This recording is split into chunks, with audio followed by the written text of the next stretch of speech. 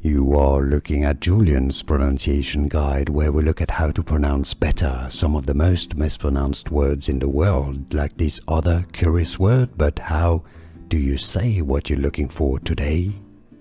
Let's learn how to pronounce this name once and for all correctly, the name of a national park, also waterfalls or falls in Brazil, and part of it is in Argentina as well. So Spanish pronunciation, which is going to be quite similar in Portuguese.